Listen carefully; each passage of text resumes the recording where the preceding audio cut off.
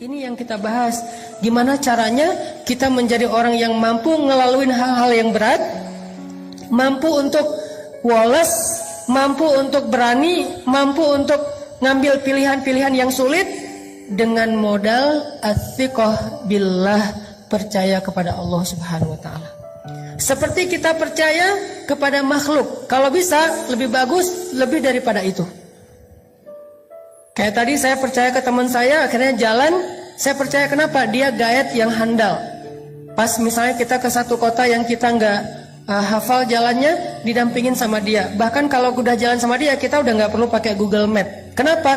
Jalan dia itu lebih akurat daripada Google Map kadang-kadang. Kadang-kadang kan Google Map juga dia ngasih jalan yang mungkin udah belum diupdate, ternyata jalan itu udah ditutup.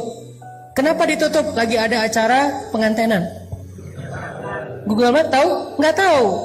Kan Google Map nggak mengupdate setiap hari. Dia mungkin sebulan sekali atau entah berapa bulan sekali. Ya Allahu a'lam, saya nggak ngerti. Beberapa kali saya jalan nih, ditunjukin jalan alternatif yang paling cepat. Masuk kampung dong. Dan jalannya kecil tapi cepat, motong gitu. Oke, saya ambil nih naik mobil. Ternyata ditutup, jalan itu ditulis ditutup sementara ada acara ngantenan. Akhirnya harus mundur lagi, malah lebih lama sampainya daripada ngambil jalan biasa. Kenapa? Dia nggak update.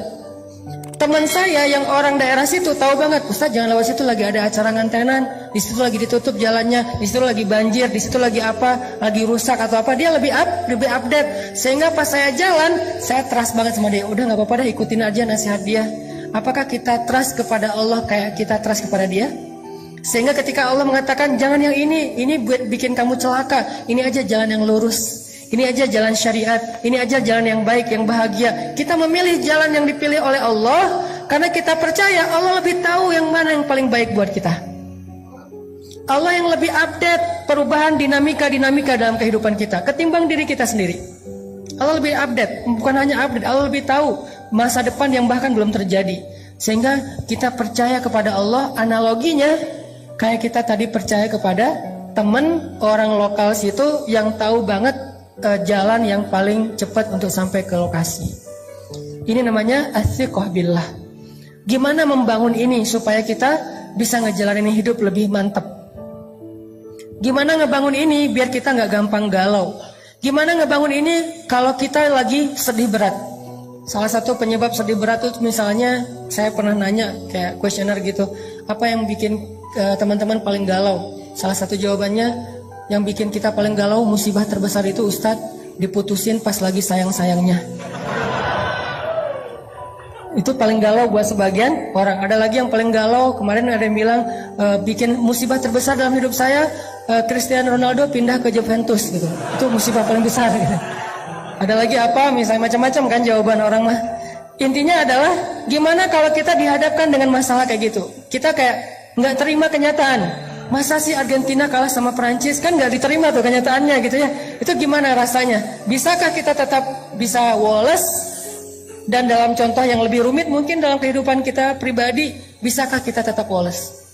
Gimana rasanya? Gimana caranya woles ketika kita di grup? Tadi lagi rame nih di grup WA kita nih. Kita masuk grup geng SMA misalnya, atau geng SMP atau SD atau TK atau playgroup lah, terserah. Jadi ada grup nih, satu geng, terus kayak ada yang broadcast sesuatu, yang lain pada respon gitu kan, chat rame apa. Kita lihat, oh banyak chat nih, kita masuk. Begitu kita komen, yang tadi rame tiba-tiba senyap. Itu gimana perasaannya? Perasaan tadi lagi heboh gitu, segala macam. Ada yang habis masak terus posting, gua masak ini loh. Yang lain pada mau. Pas kita, waduh pinter masak ya, diem. Sekali kayak gitu. Besok heboh lagi, kita komen, diem lagi. Sampai akhirnya diemnya seminggu, 2 minggu, itu grup sepi. Ternyata apa yang terjadi? Mereka bikin grup baru, dan cuman kita doang yang gak dimasukin ke grup itu. Itu gimana perasaan kita? Kan sakit hati banget ya. Itu benar-benar wah kecewa banget lah. Akhirnya kita bukan hanya live group, kita del semua kontak mereka. Cuman satu kontak yang udah di del tapi masih keinget. Gak bisa move on soalnya. Jadi di del dari handphone tapi di dalam benak masih keinget aja. Kenapa? Soalnya dulu saya yang beli kartu prabayarnya. Intinya teman-teman, gimana kita mengkondisikan rasa di hati kita kalau kita lagi diuji kayak gitu. Kalau kita lagi diuji dengan ujian zulzilu, diguncang perasaan kita. Dengan celaan orang, dengan makian orang, dengan teman-teman yang ngejutekin kita, dengan teman-teman yang ngebully kita, dengan teman-teman yang ngediamin kita di grup dan seterusnya, dengan teman-teman yang tiba-tiba unfollow kita, dengan teman-teman yang tiba-tiba nge-haters kita di komen. Gimana kita ngejalaninya? Satu-satunya yang bikin kita kuat adalah athiqah billah. Udah serahin aja sama Allah. Serahin aja sama Allah. Karena kalau Allah udah turut ikut campur, itu udah luar biasa. Lebih bagus cara Allah daripada cara-cara kita. Ini yang dibangun lewat belajar iman, belajar tajdidul iman, athiqah billah. Coba teman-teman renungkan lagi kisah hijrah Nabi Sallallahu Alaihi Wasallam. Ada yang unik dalam hijrah Nabi itu. Saya kadang-kadang berpikir, kalau baca sejarah sirah itu kan saya suka mencoba mengimajinasikan sirah ya.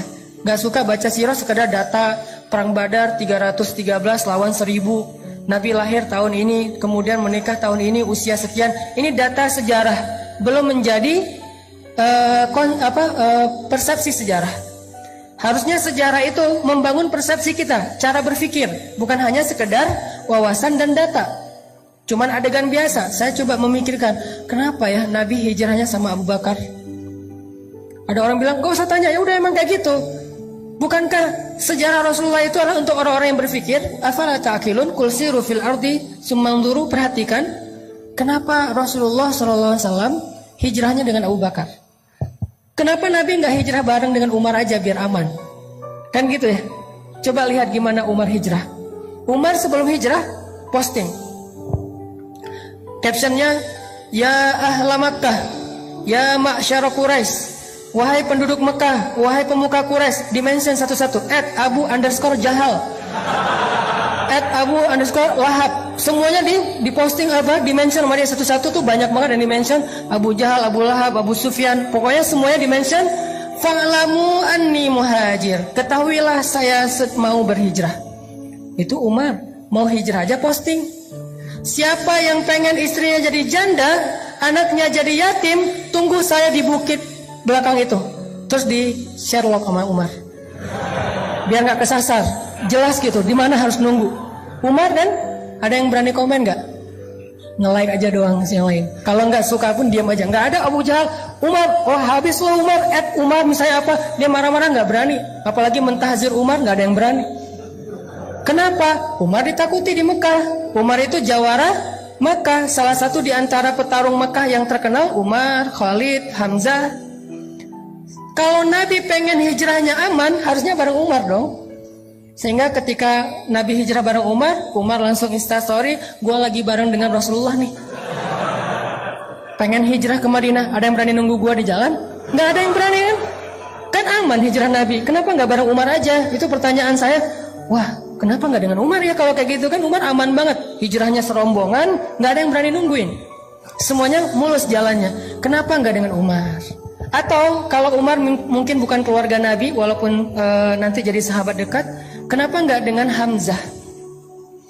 Yang secara status di Mekah sama kayak Umar, ditakuti, jawara juga, pemanah ulung, pemburu, hunter, dan beliau pamannya Rasulullah SAW sendiri. Kenapa nggak dengan Hamzah? Sehingga kalau misalnya Rasulullah lagi hijrah, terus orang-orang ngelihat yang ngedampingin atau yang ngawalnya adalah Hamzah, nggak ada yang berani ngedekat. Kenapa nggak dengan Hamzah? Atau kenapa nggak dengan Utsman? Supaya dikasih fasilitas hijrah yang nyaman, dikasih mobilnya Alphard. Kemudian nanti di perjalanan di rest area itu pilih rest area yang paling bagus, ada bisnis lounge-nya, bisa duduk nyaman, nggak perlu susah-susah, nggak akan kehujanan, nggak akan kepanasan. Karena Utsman orang kaya, kenapa nggak dengan Utsman? Atau kenapa nggak dengan tokoh-tokoh lain yang punya pengaruh di dalam kabilah orang Mekah? Kenapa Abu Bakar As-Siddiq? Satu, secara fisik Abu Bakar itu nggak seperti Umar bin Khattab. Beliau nggak lemah, karena kalau dibandingkan kita, Abu Bakar lebih tangguh. Soalnya Abu Bakar gitu-gitu mujahid. Tapi di antara orang Mekah, beliau tidak dikenal sebagai petarung. Kenapa Abu Bakar yang dikenal sebagai orang yang paling lembut?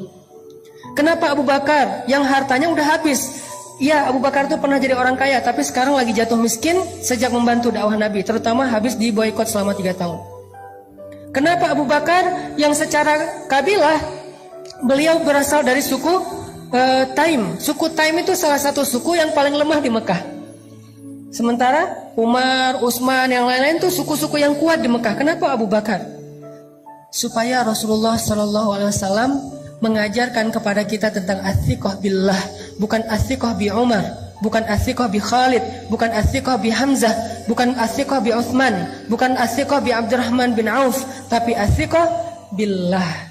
Hijrah nggak dikawal oleh orang-orang yang tangguh, nggak difasilitasi atau di-endorse oleh Umar Utsman bin Affan, tapi hijrah murni mengandalkan pertolongan dari Allah Subhanahu wa taala. Itulah pelajaran dalam hijrah Nabi. Sehingga yang dibawa Abu Bakar As-Siddiq. Kenapa Abu Bakar? Karena di antara semua umat Islam, bukan sahabat aja, semua umat Islam, iman Abu Bakar itulah yang paling kuat. Sampai Nabi mengatakan kalau ditimbang iman Abu Bakar di satu timbangan, iman umat Islam di satu timbangan, maka iman Abu Bakar lebih berat. Maka yang diajak Nabi untuk berhijrah itu adalah sebaik-baik teman yang paling taat kepada Allah, yaitu Abu Bakar As-Siddiq. Hijrah nih bareng dengan Abu Bakar. Diam-diam Ali disuruh tungguin rumah Nabi, tidur di tempat Nabi, jalan bareng Abu Bakar malam-malam ketika orang udah pada tidur. Terus jalannya kemana? Ikhtiar, nggak langsung ke Madinah, malah menjauh dari kota Madinah, masuk ke dalam sebuah lubang yang kita kenal dengan Gua Sur, sembunyi di dalam gua itu. Kemudian bikin skenario, nanti Asma binti Abu Bakar nganterin makanan setiap hari kepada Rasulullah. Kemudian Abdurrahman kalau nggak salah, atau Abdullah anaknya Abu Bakar, yang mencari tahu berita tentang orang Mekah ada apa. Dia jadi kayak jasus, jadi kayak agen gitu.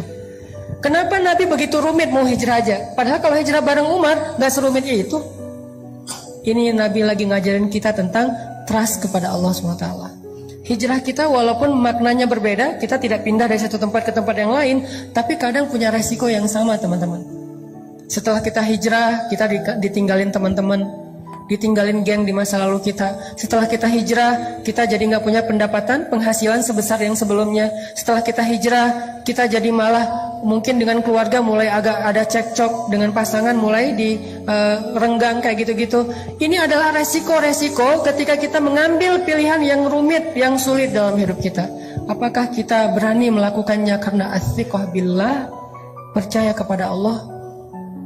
Ini yang dilakukan Nabi SAW. Sehingga ketika beliau sembunyi di dalam gua Sur, kemudian Abu Jahal mengumumkan, kata Abu Jahal, siapa yang bisa membawa pulang Muhammad hidup atau mati, maka akan aku hadiahkan 100 ekor onta.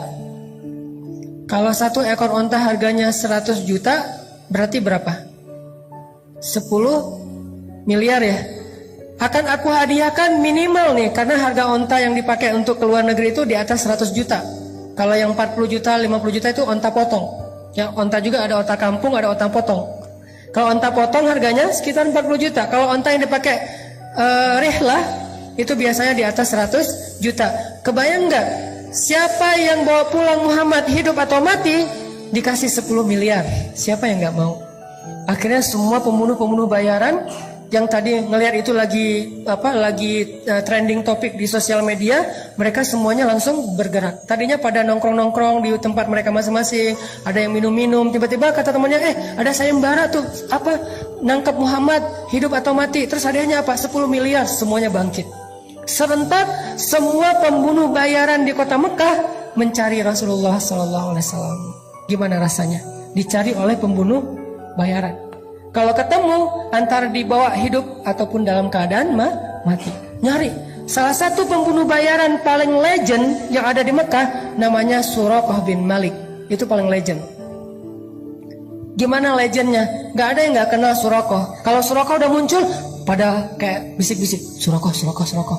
Kenapa? Saking legendnya. Suraqah dekat, ada yang foto diam-diam. Wah, gue bareng Suraqah, padahal Suraqah juga nggak tahu apa-apa gitu ya. Saking pengen nambah followers misalnya, wah gue ketemu pembunuh bayaran yang paling legend. Kayak kalau selama ini mungkin ada beberapa yang dulunya pernah jadi ketua mafia, ketua geng, ketua preman di beberapa daerah, terus udah hijrah, udah taubat, dianggap sebagai legend kan. Kadang-kadang wawancara gitu, walaupun udah taubat, kalau dia datang ke sebuah warung kan langsung hening tuh warung.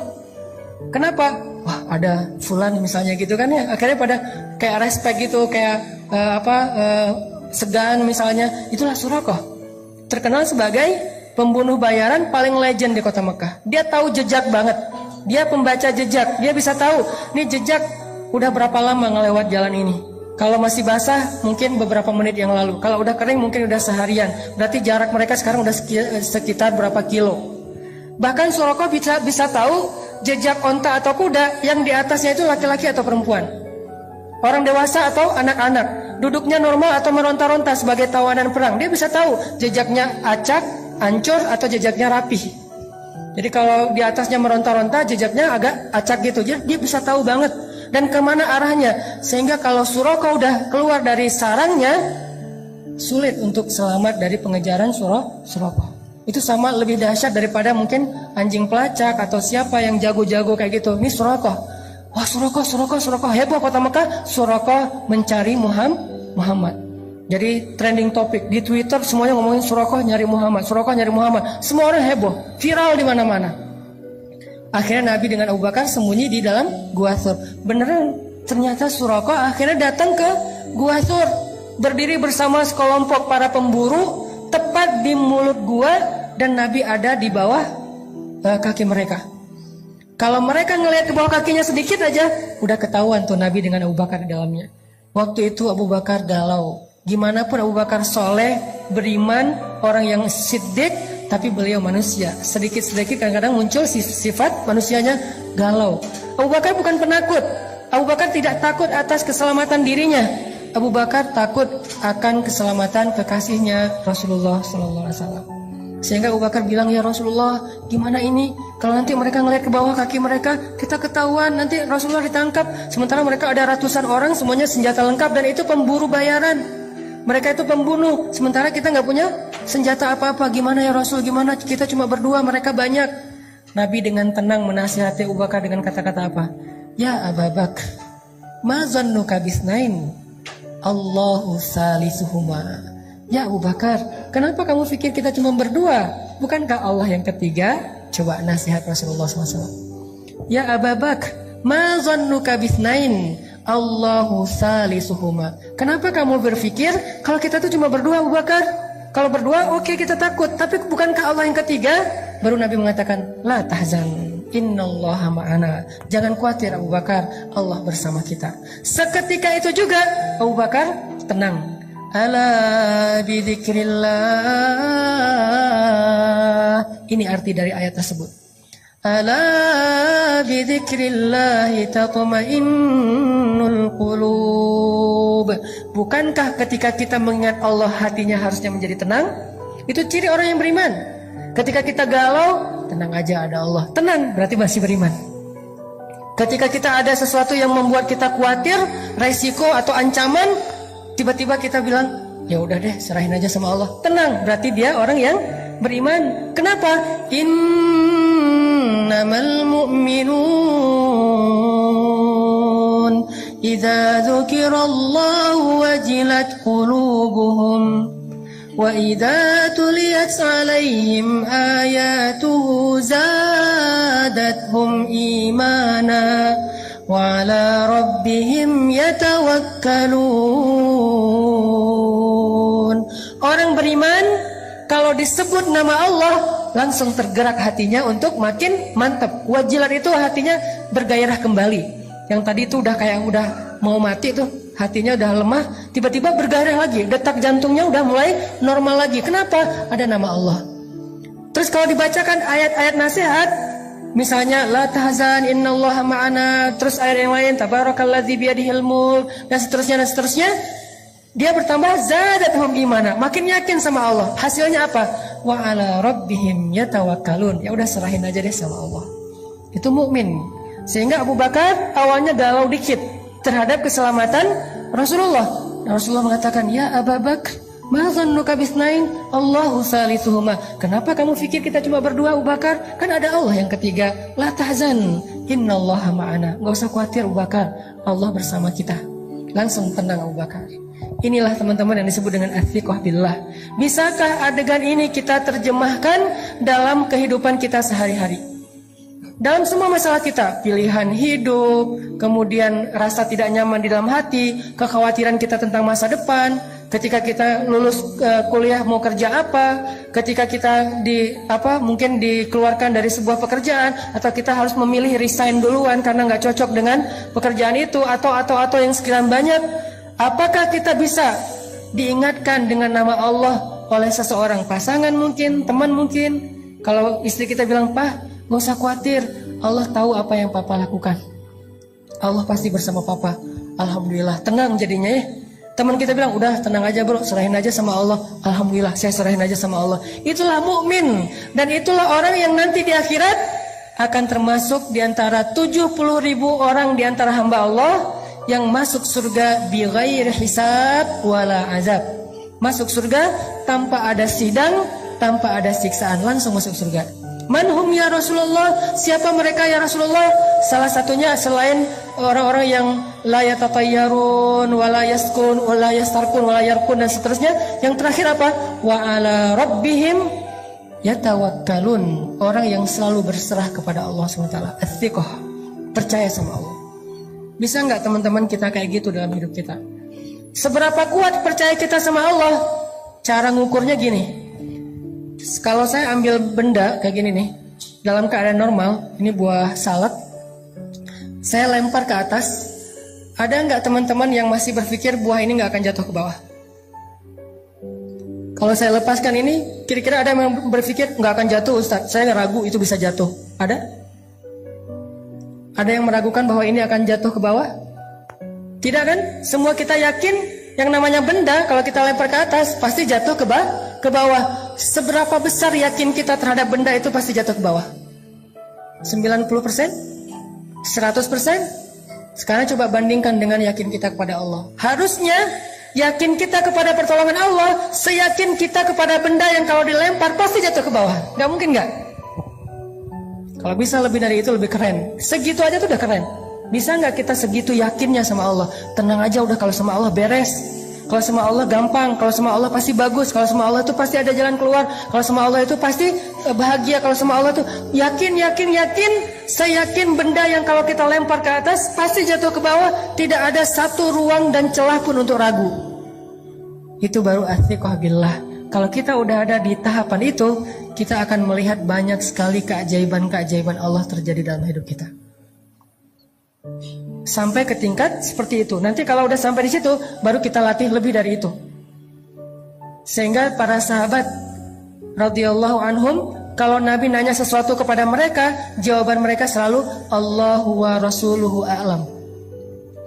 Ada onta, misalnya Nabi nanya, itu onta berapa kakinya? Mereka ngelihat dengan matanya, kaki onta ada 4, tapi jawaban mereka apa? Allah dan Rasul lebih tahu berapa kaki onta. Kalau Nabi bilang 5, sadaqallahu wa rasuluh, benarlah Allah, benarlah Rasul. Kenapa? Saking yakinnya kepada Allah dan Rasul.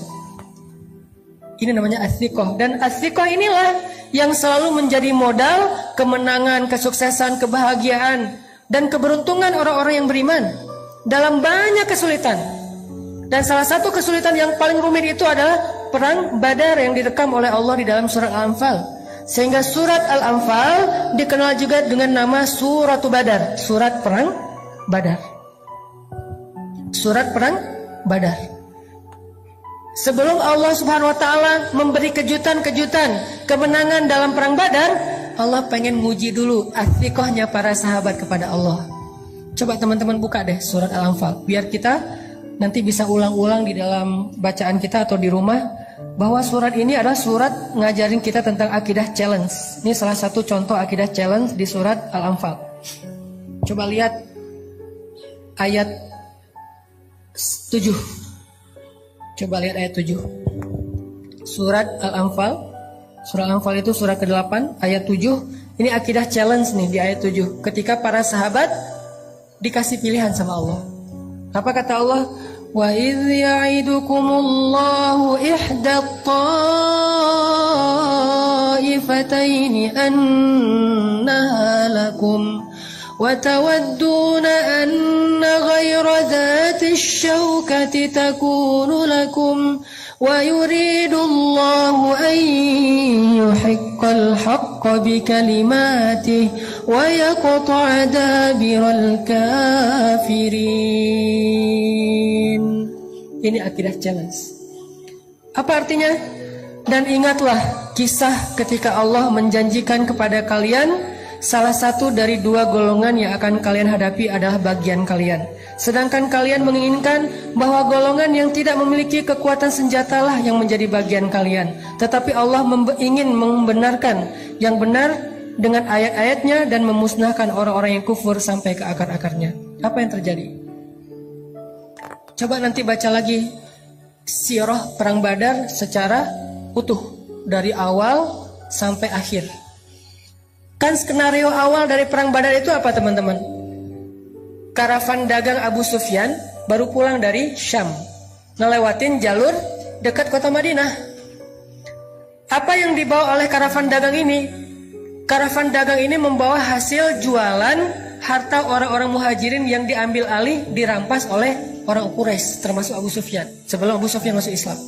Jadi ketika kaum muhajirin hijrah ke Madinah, pasar mereka, ternak mereka, kebun mereka, rumah mereka, aset mereka dijarah, diambil alih oleh orang-orang Mekah, orang-orang Quraisy seperti Abu Jahal dan yang lainnya, lalu dijual ke Syam. Nah sekarang pulang dari Syam membawa hasil keuntungan dari rampasan itu, sehingga Nabi SAW mengajak orang-orang muhajirin, ayo kita ambil kembali harta kita.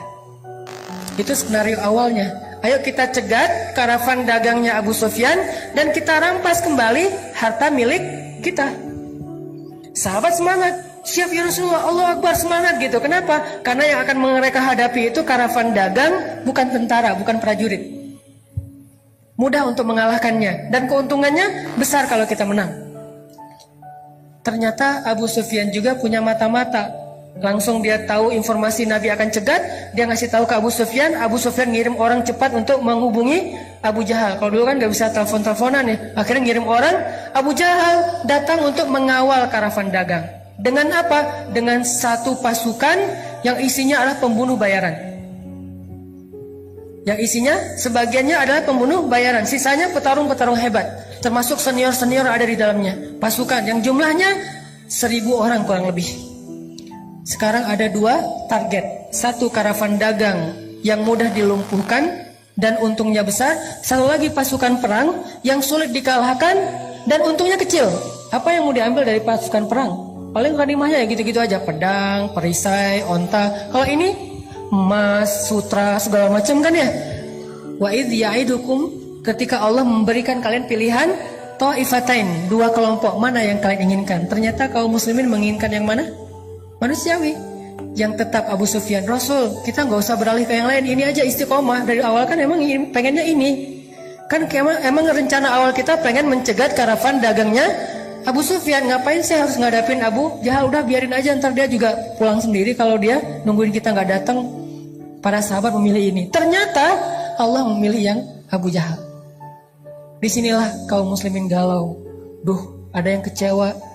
Coba baca ayat sebelumnya, gimana bentuk kegalauan mereka. Ayat 5. Kama akhrajaka rabbuka min baitika bil haqq wa inna fariqam minal mu'minina lakarihun. Apa kata-kata terakhirnya? Lakarihun, benar-benar gak suka. Itu perasaan Ahlu Badar, itu perasaan kaum muslimin, dan itu bukan orang Islam biasa loh. Awalun, as-sabiqun al-awalun minal muhajirin, itu awalunnya muhajirin. Lebih dahsyat daripada awalunnya ansor, dan kedua-duanya keren.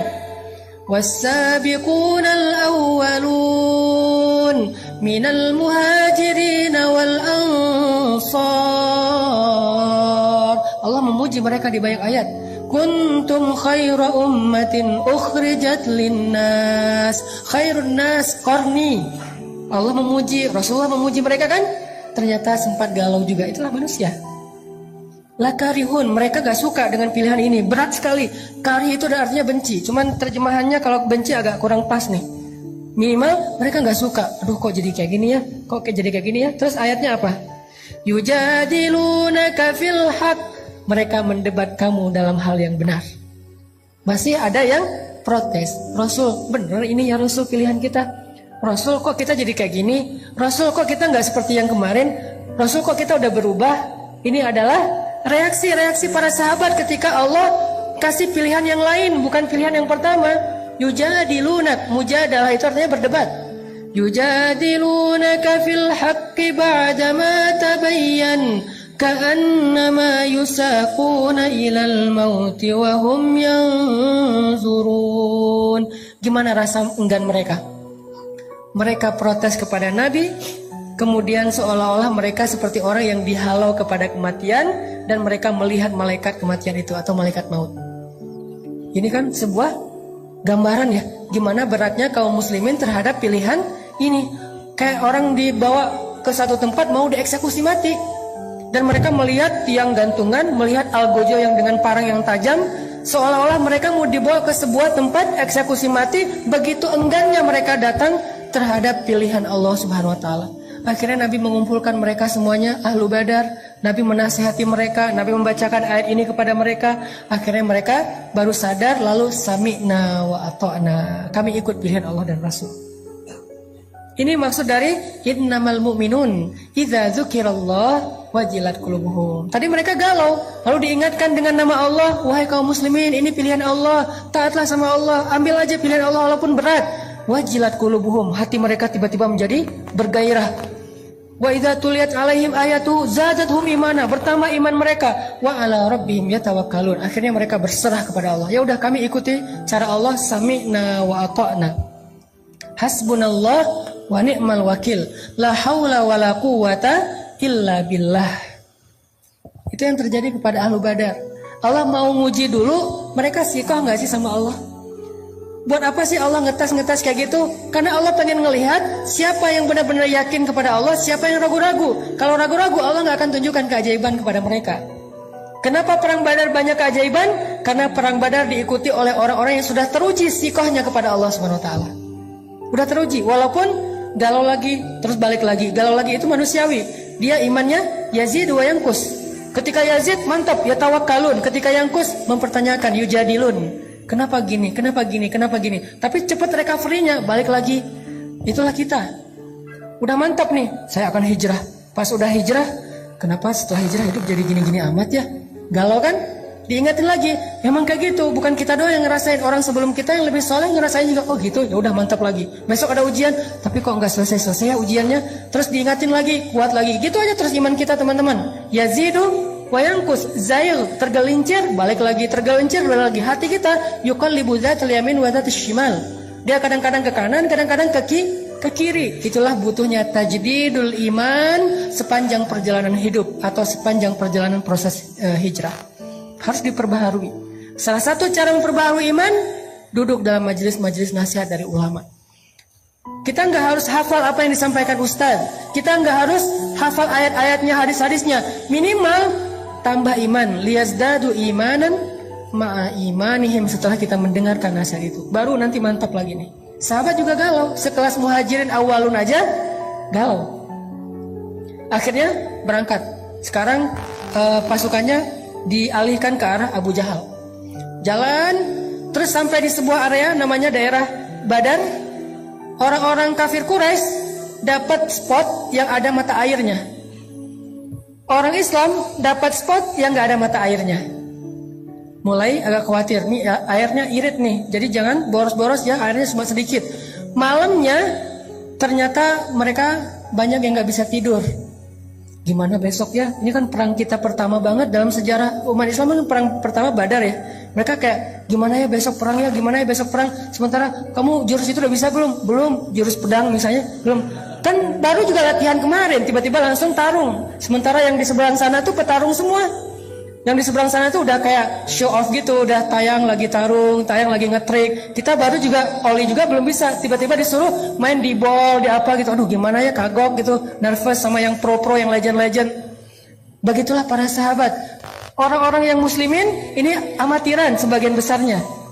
Cuma beberapa orang juga yang tokoh kayak Hamzah, Umar, oke, mereka legend. Tapi sisanya amatiran, orang-orang biasa, bukan petarung. Di sana itu pro semua itu. Ikrimah, Abu Jahal itu kan pro-pro semua ya, pro perang. Orang-orang yang jago dalam berperang. Galau malam itu nggak bisa tidur. Akhirnya kata Allah apa? Allah utus rasa ngantuk kepada kaum muslimin.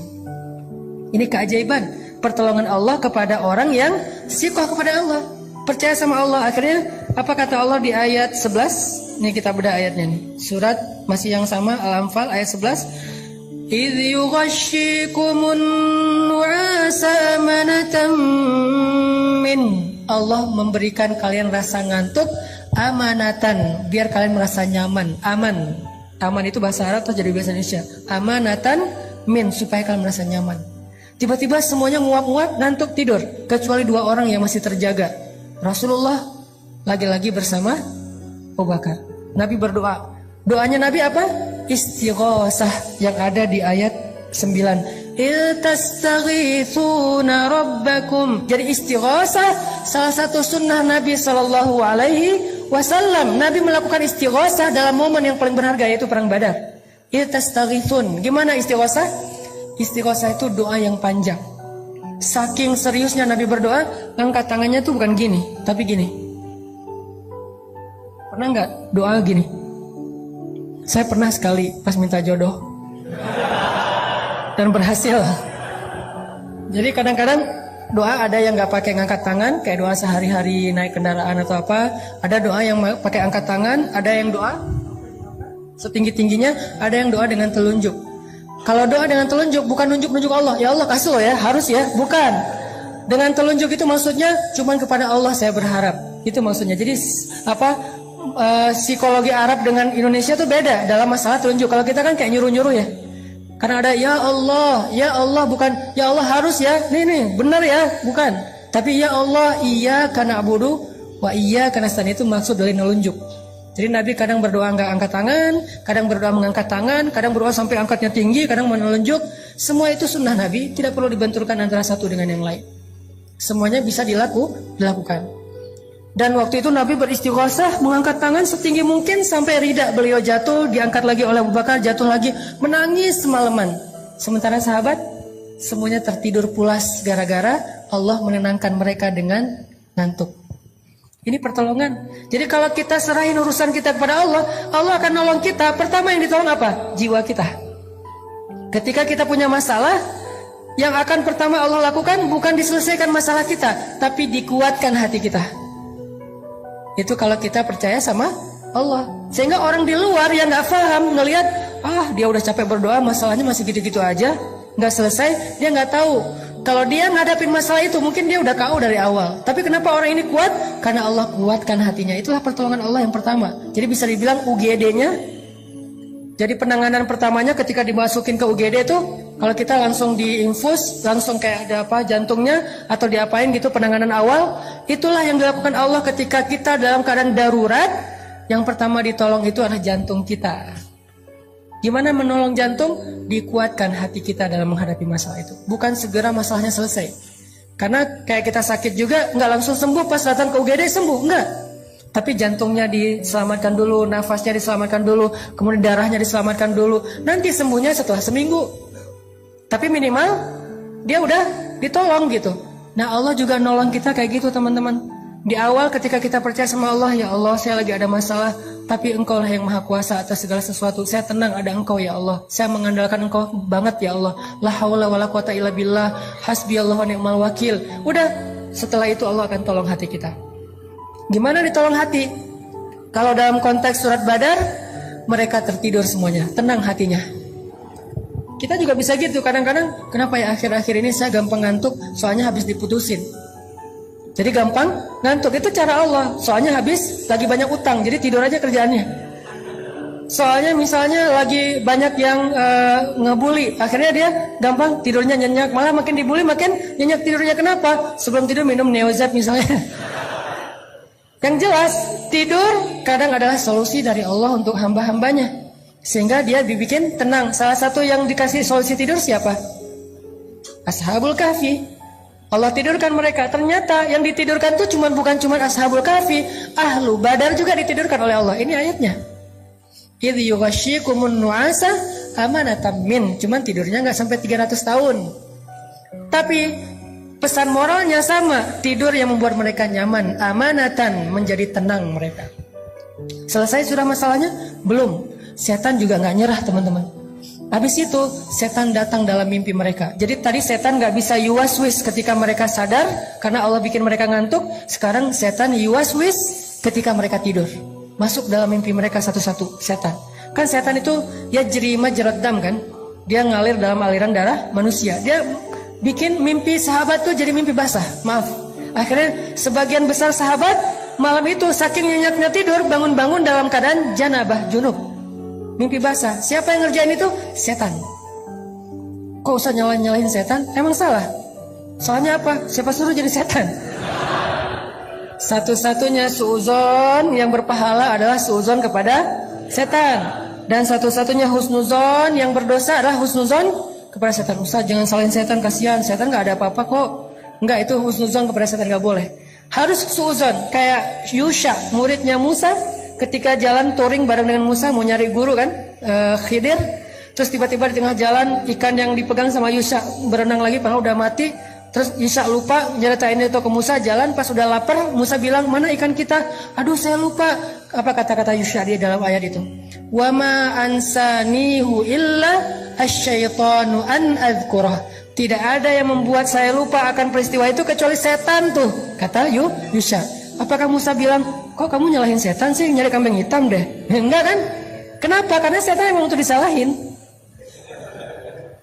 Jadi ketika ada dua orang, teman sahabat, cowok cewek dan bukan mahram ya. Mereka salah satunya misalnya si cowoknya nelfon, aku anterin ya. Jangan deh, aku tunggu jemputan aja. Tapi lama nggak apa, aku anterin kok. Kamu nggak percaya sama aku? Bukan nggak percaya sama dia, nggak percaya sama setan. Jadi kalau kita menjaga hubungan kita jarak dengan lawan jenis, walaupun dia sahabat karib kita, ipar kita, sepupu kita, kita bukan nggak percaya sama dia, kita percaya banget sama dia, tapi kita nggak percaya sama setan.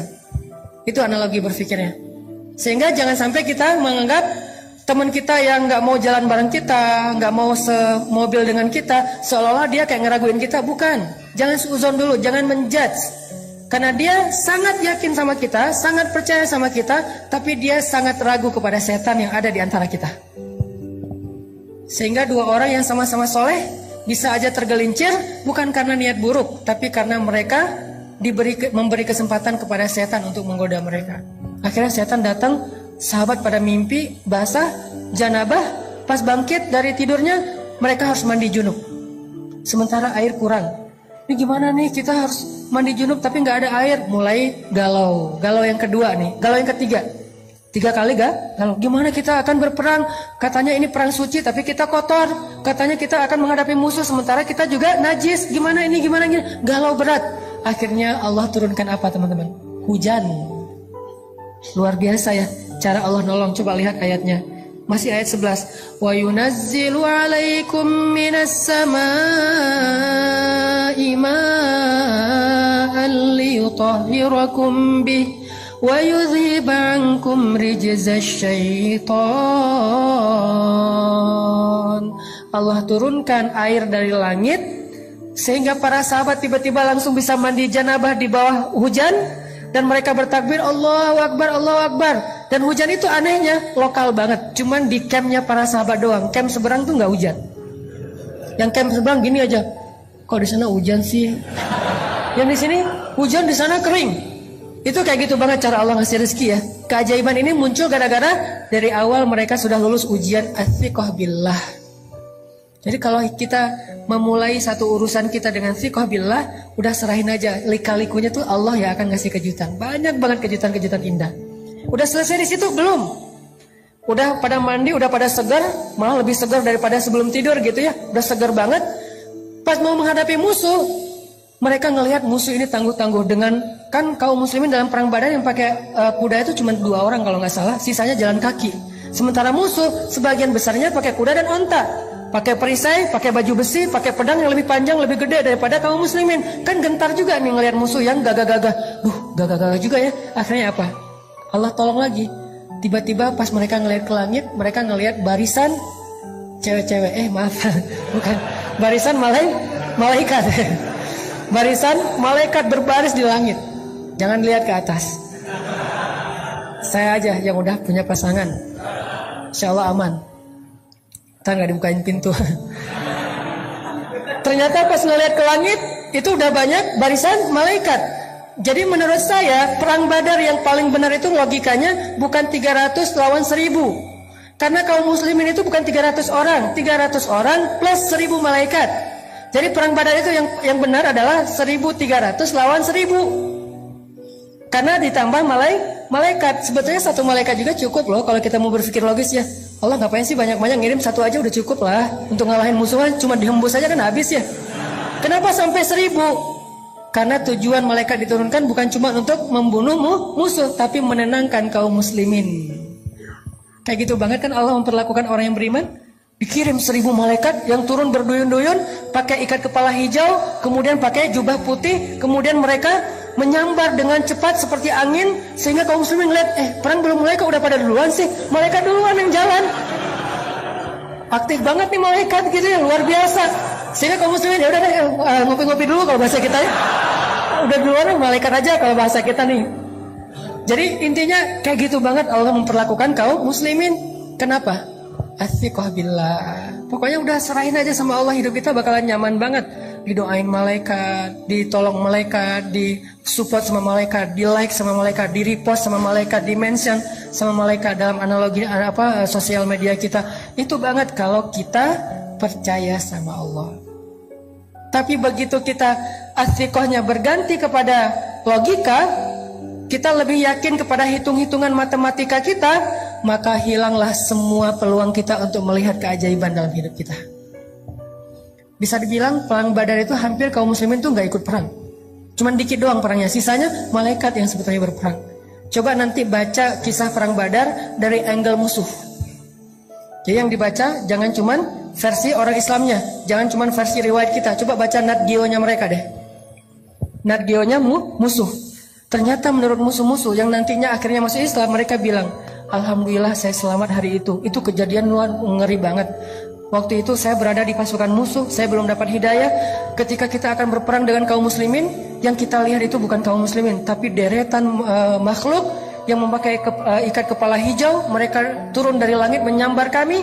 Tiba-tiba saya menutup kepala dan mata saya hanya mendengar teriakan teman-teman saya yang dipenggal oleh para malaikat. Ketika saya membuka mata saya melihat tubuh teman-teman saya sudah terkapar di atas tanah. Itu kerjaan siapa? Bukan kerjaan kaum muslimin, malaikat. Kaum muslimin datang udah beres. Aduh, beres. Beres nih, diberesin sama malaikat. Kenapa? Athiqah billah. Percaya aja sama Allah, beres. Gak ada yang sulit kalau Allah udah ikut campur. Inilah pentingnya kita ngandelin Allah dalam masalah kita, dalam hidup kita, dalam hajat-hajat kita, dalam cita-cita kita. Saya punya cita-cita secara pribadi dalam urusan dakwah yang 3 tahun yang lalu orang menganggap itu berlebihan. 3 tahun yang lalu orang menganggap itu nggak mungkin. Salah satunya adalah gimana menghijrahkan teman-teman motor. Kalau dulu namanya geng motor, kalau sekarang udah jadi ormas. Gimana pemerintah juga nggak bisa segala macam. Alhamdulillah bukan karena saya hebat, karena Allah terlibat. Akhirnya Allah bujuk hatinya, Allah ikat hatinya, tiba-tiba mereka jadi senang kepada masjid, senang kepada ilmu, senang kepada ta'lim. Itu kenapa? Karena kita melibatkan Allah. Program pemerintah kalau nggak melibatkan Allah, susah. Program sosial nggak melibatkan Allah, susah. Gimana pun teorinya rumit. Pemerintah bikin regulasi apa segala macam untuk masalah sosial apa, susah. Termasuk nanti mempersaudarakan 2 supporter bola yang sering tarung, itu nggak cukup dengan program pemerintah, nggak cukup dengan program dari PSSI, nggak cukup dengan program Menteri Sosial, harus pakai program dakwah. Kenapa? Di dalam program dakwah lah Allah terlibat. Dan mereka semuanya punya hati, dan yang memegang hati mereka itu jemari-jemari Allah. Jadi kalau pengen hati mereka diikat, fa'allafa baina qulubikum fa'asbahtum binikmati ikhwana. Caranya gimana? Wal takum minkum ummatun yad'una ilal khair wa ya'muruna bil ma'ruf wa yanhauna 'anil munkar. Lewat dakwah itu keajaiban terjadi. Jadi saya percaya banget nih, antara beberapa supporter bola di Indonesia yang selama ini mungkin sering ada masalah, bisa diikat hati mereka bahkan jadi ikhwana, bersaudara dengan media dakwah. Kenapa? Di dalam media dakwah itu Allah terlibat untuk menggenggam hati hamba-hambanya. Buktinya, berapa ratus tahun orang-orang Aus dengan Khazraj berperang di Madinah. Tiba-tiba datang Nabi, dengan izin Allah mereka menjadi Ansor. Gimana antara muhajirin dan ansor yang gak saling kenal tiba-tiba menjadi lebih erat daripada saudara kandung? Siapa yang bekerja di balik ini semuanya? Allah Subhanahu wa Ta'ala. Ternyata banyak hal yang gak mungkin terjadi, mungkin banget buat Allah.